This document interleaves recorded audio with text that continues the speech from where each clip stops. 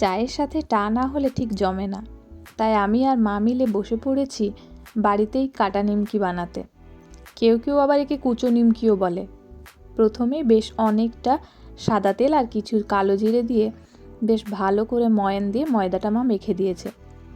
লুচি হোক বা কাটা নিমকি, বেলার দায়িত্ব সব সময়ের জন্য আমার, আর সেগুলো ভাজার দায়িত্ব থাকে মায়ের।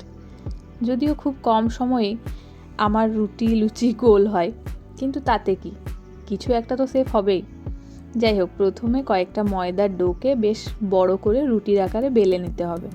তারপর একবার সোজাসুজি আর একবার আড়াআড়িভাবে কেটে নিলেই হয়ে যাবে এটা ভাজার জন্য একেবারে রেডি। ব্যাস, আর কি। এবার মা সেগুলোকে ঝটাপট ভেজে নিয়ে কিছুক্ষণ ঠান্ডা হওয়ার জন্য রেখে দিল।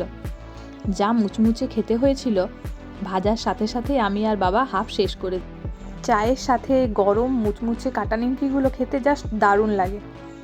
কাঁচের বয়ামে ভরে মা রেখে দিল বাকিগুলো, আর কিছুগুলো আমাদেরকে এক্ষুনি খেতে দিয়ে দিল। যাই হোক, আজকের ভিডিওটা এই পর্যন্তই। তোমরা জানিও ভিডিওটা কেমন লাগলো। ভালো থেকো, সুস্থ থেকো। টাটা সকলকে।